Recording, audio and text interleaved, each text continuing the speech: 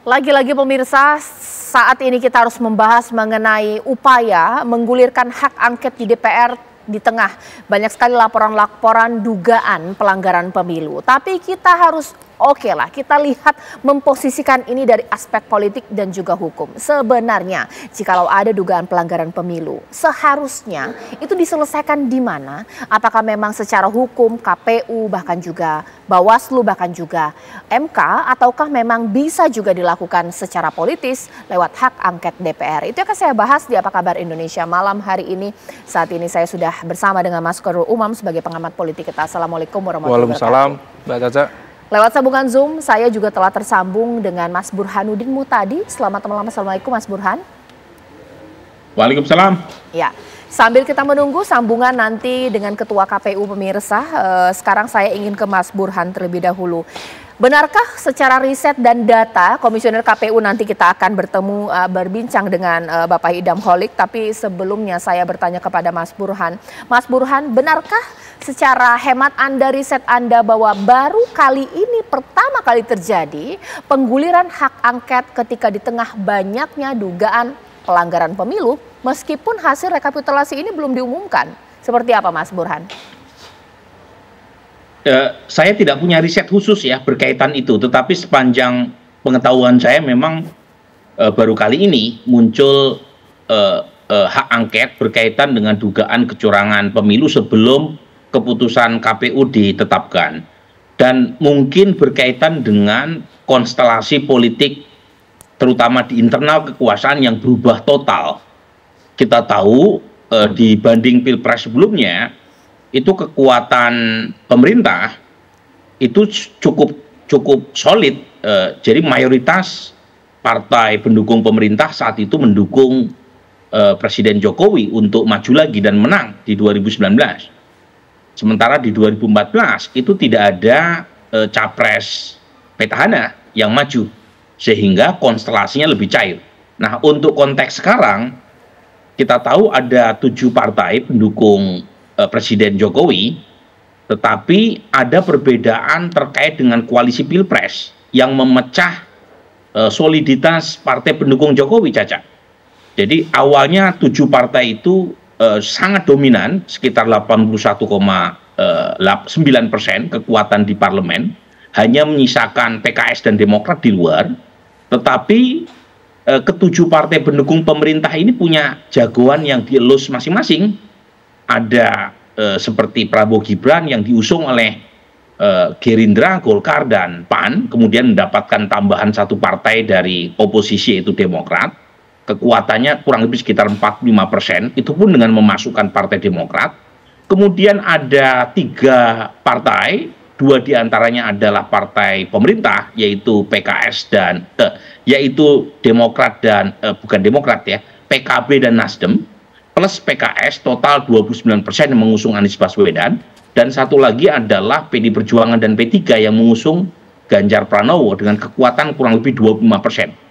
Jadi kekuatan partai pemerintah ini terpecah belah dalam 3 paslon, dan ketika Prabowo Gibran unggul, itu kekuatan pendukung pemerintahan Jokowi yang mengusung Prabowo Gibran itu di bawah 50%. Jadi kalau misalnya ada kombinasi atau kekuatan gabungan antara paslon 01 dan paslon 03 dengan ke-5 partai yang punya kursi di parlemen hari ini, itu di atas kertas sudah di atas 50%. Jadi ini kira-kira ya yang menyebabkan mengapa isu politik lebih bergulir, mungkin karena ketidakpercayaan berkaitan dengan mekanisme pengambilan keputusan secara hukum, karena kalau dibawa kan ujungnya lari ke MK, sementara MK dianggap bagian dari persoalan itu sendiri yang memunculkan nama Mas Gibran yang dipersoalkan terutama oleh paslon 01 dan 03.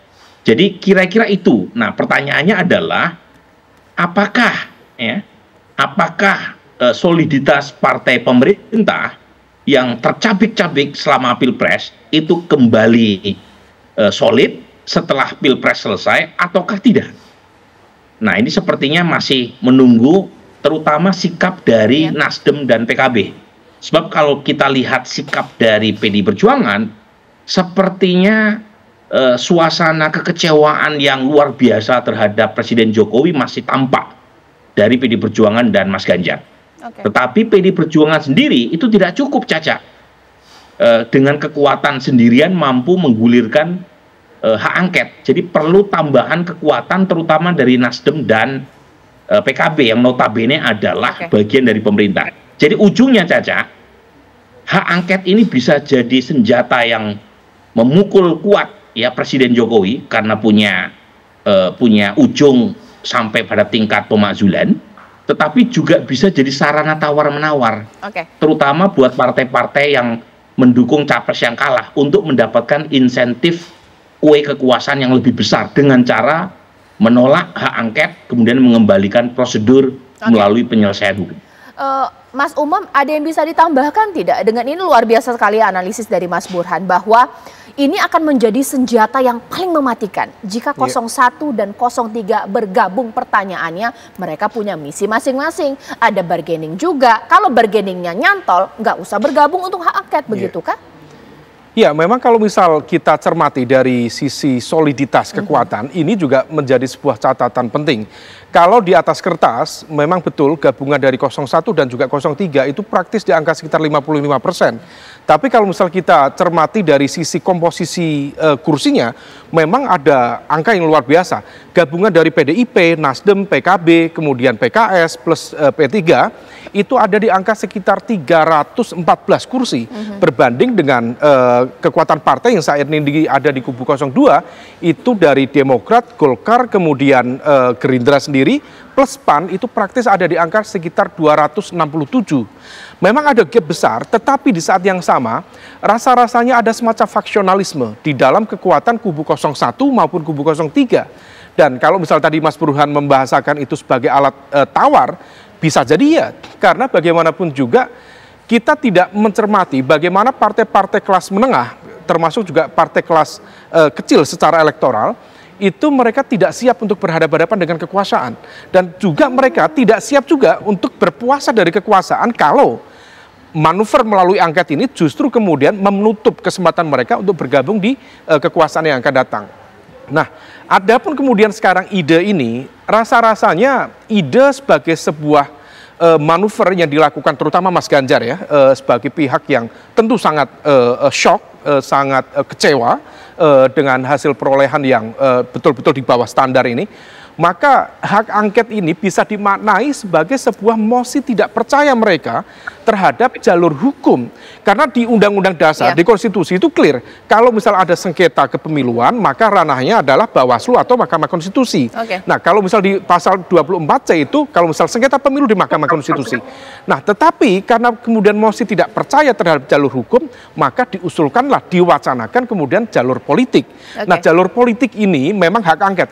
Kalau secara memungkinkan atau tidak memungkinkan, di Undang-Undang MD3 itu syarat-syarat diajukannya angket itu cukup simpel sebenarnya. Hanya misalnya diusulkan oleh 25 anggota DPR yang asalkan tidak satu fraksi saja, tapi dari gabungan dari beberapa fraksi. Nah, tetapi seberapa besar power kekuatan politik yang kemudian bisa digunakan untuk mengeksersis ini, itu yang kemudian menjadi pertanyaan selanjutnya. Jadi ini dinamika masih cukup cair dan besar kemungkinan dari elemen istana juga tidak akan tinggal diam, pasti ada sebuah langkah mitigasi yang kemudian dilakukan. Salah satunya, kalau ini mau mengeksersis kekuatan politik, di saat yang sama barangkali ada kartu-kartu as yang lain yang bisa dimainkan untuk menggembosi elemen kekuatan politik tadi. Mas Burhan, kalau tadi dikatakan kalau ini dieksersis dengan baik bisa jadi nih barang hak angket bergulir. Kira-kira kalau kemarin kan Pak Jokowi sudah bertemu dengan Surya Paloh, yang imannya bisa goyah didekati untuk tidak menggulirkan hak angket, fraksi apa sih? Jadi begini Caca, sekarang kan dengan tambahan Partai Demokrat, maka ada 4 partai pendukung pemerintah yang memiliki kursi di parlemen, yaitu Demokrat, kemudian Gerindra, Golkar, dan PAN. Total kekuatan mereka sekitar 45%. Jadi kalau misalnya tambahannya berasal dari salah satu partai, yaitu PKB atau Nasdem, itu sudah aman di atas 50%. Karena kekuatan Nasdem kurang lebih sekitar 10%, PKB juga 10% kursi mereka di parlemen. Satu saja dari mereka masuk angin, selesai itu hak angket. Selesai. Tetapi kalau tambahannya dari P3 tidak cukup untuk mengunci magic number 50%+1. Karena kursi P3 tidak terlalu memadai ya untuk menutupi kekurangan partai yang sekarang berada di kubu pemerintahan Pak Jokowi. Jadi memang dua partai terutama, salah satu diantaranya cukup, yaitu PKB atau Nasdem. Nah, masalahnya adalah di antara dua partai ini mana yang lebih memungkinkan? Kita tahu Surya Paloh punya hubungan yang sangat baik dengan Presiden Jokowi, belum lama juga menghadiri makan malam, tetapi tentu seorang Surya Paloh juga menyimpan kekecewaan karena 3 kursi kabinet yang dimiliki Nasdem, 2 diantaranya sudah digergaji. Ya. Sementara Surya Paloh tentu punya ekspektasi untuk meningkatkan bargaining position. Baik. Cuma Surya Paloh sendiri juga punya hubungan yang kurang baik dengan Ibu Mega. Jadi sampai sekarang kan hubungannya membeku tuh antara Surya Paloh dengan Ibu Mega. Jadi menurut saya peluang buat Presiden Jokowi untuk tanda kutip ya menggergaji hak angket itu datang dari apakah PKB ataukah Nasdem. Baik. Nanti sesaat lagi saya akan bertanya, ini pertanyaan yang paling disukai oleh pemirsa ini pastinya. Ini kepada 2 ahli kita yang selalu melakukan riset tentang situasi perpolitikan. Dengan laporan-laporan dugaan pelanggaran pemilu, sudah cukup tidak sih bahwa ini dibawa ke ranah politik? Atau istilahnya Mas Burhan, kalau sudah TSM, memang sudah ranahnya kita harus agak lebih meningkat lagi ke arah politik lewat hak angket? Ataukah memang kalau gini dugaan pelanggaran pemilu, Bawaslu dan MK juga sudah cukup? Sesaat lagi.